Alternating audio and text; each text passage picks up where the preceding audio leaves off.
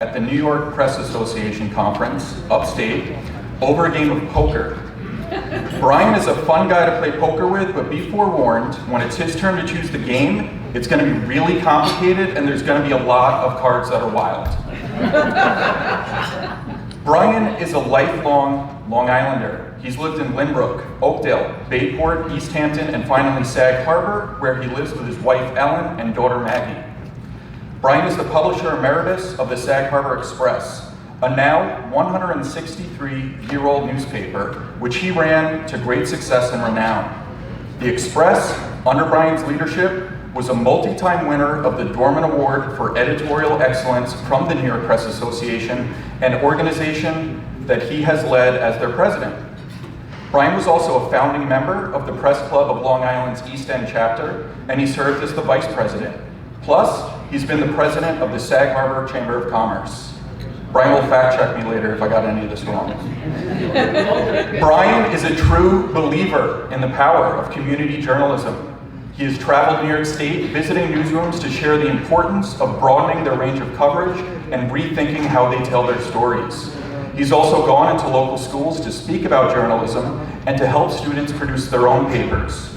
Being in a classroom was familiar to Bryan because before becoming a full-time journalist, he taught high school English for 3 years in Brentwood.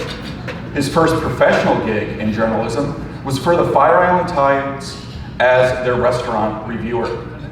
He was working in a bar in Sag Harbor in 1988 when Warren McDowell, the founding publisher of the Fire Island Tide, who had hired Bryan to write those restaurant reviews years earlier, and Pat Powles, the owner of the Three Village Herald, told him that they would be buying the Sag Harbor Express. Bryan applied to become the Express's new editor under the new owners, and that is why Bryan finds himself sitting here today. In 2000, Bryan became the publisher and part owner of the Express, and in 2011, Pat Powles gave Bryan sole ownership of the publication. Bryan has since sold the business to Georgine Gavin-Manu, but he remains on board as a writer, magazine designer, ideas generator, and an all-around good voice to have in the room. I want to share with you a couple of the things that were said in Bryan's nomination letters. Carl Grossman, who was a founder of the Press Club of Long Island, he wrote, "Bryan brought literary distinction to a newspaper that so deserved it, considering its location in a literary center of the United States." And Ellen Diogardi, who was Bryan's first hire at the Express, said, "Bryan guided the Sag Harbor Express from a community newspaper in a small, unhamptons, blue-collar community to an award-winning, well-respected newspaper covering one of the fastest-growing and changing communities on the East End." Please join me in welcoming up Bryan Boyhan. Cool, parting gifts. I started out as Brendan actually just stole half of my speech, so I'm just going to cut to the good parts. I started out writing restaurant reviews. Warren McDowell was a buddy of mine who owned the Fire Island Tide, and he needed somebody to write restaurant reviews, so I said, I can do that. And it was a great gig. I got to take a date. I ate in these wonderful restaurants along the beach, drank wine, and got paid $30 bucks for a 500-word story, which I thought back in 1982, that was pretty good money. The only deal was that all of the restaurants had to be advertisers, and every review had to be a good one. I'm proud to say that as my career in journalism advanced, my degree of corruptibility declined. But I got very lucky, and I look back on the work that I've done and the people I've worked with, and I consider myself very blessed. My first real job in journalism came when Pat Coles hired me against all sensible reasoning to run his newspaper, the Sag Harbor Express. It was kind of a beat-up broadsheet back in 1988, and he had a vision for it that he wanted somebody to help him make happen. I brought very little to the job, but Pat had an awful lot of experience, along with an abiding love for journalism and a true belief in the role that community newspapers played within their communities. Some of you here will remember Pat, or Gardner Coles III, who came to Long Island with his father, Gardner Coles II, known as Mike, to start the Daily Suffolk Sun in the 1960s. It was a time when the county was opening up and its population was expanding with the families of baby boomers.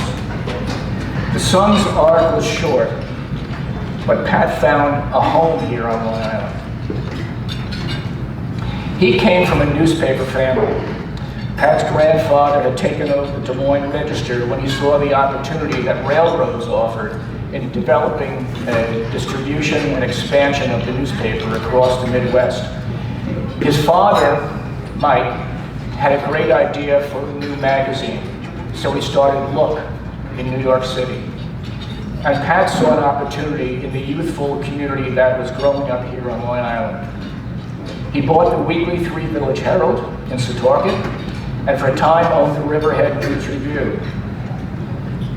After that, he followed up with the purchase of the Express, and then the Shelter Island Reporter a year later. He wisely saw the value in small-town newspapers and recognized their role as leaders in their communities.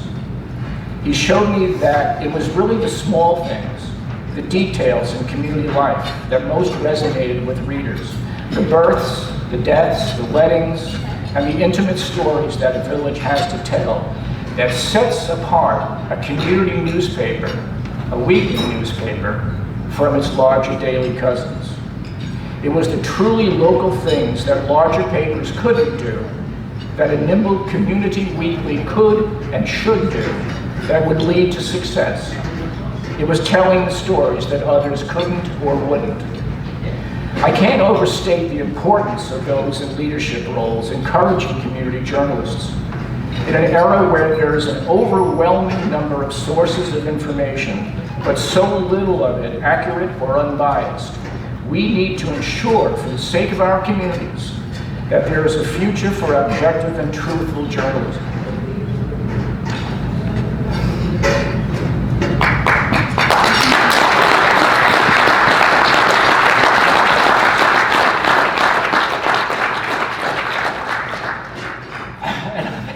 I'm happy and proud to count the people at my table, Mike and Steve and Gaff and Georgie and Ellen and Annette and Dana and Joe, among the finest journalists and producers of that kind of work that I have ever had the pleasure to work with.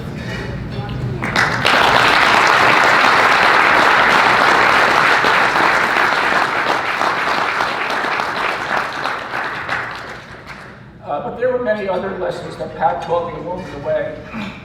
How pages could look better and brighter. How an editor and publisher needed to be part of the community in which they worked. And importantly, always be willing to take a risk.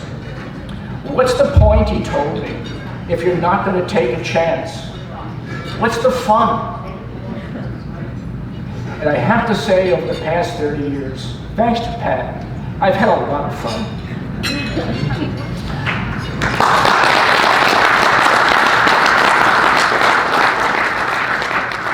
So that's what I learned from Pat Coles, and it's what guided me as we remade the Express.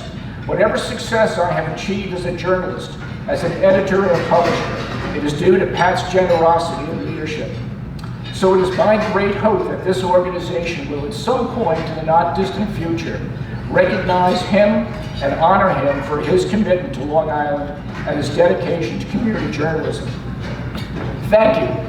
And in Pat's honor, I am grateful, if not a bit shocked, to be able to join the ranks of honorees that include Walt Whitman, William Cullen Bryan, Jimmy Breslin, Bob Green, and fellow Sag Harborites, David Frothingham and Carl Grossman. Thank you and good night.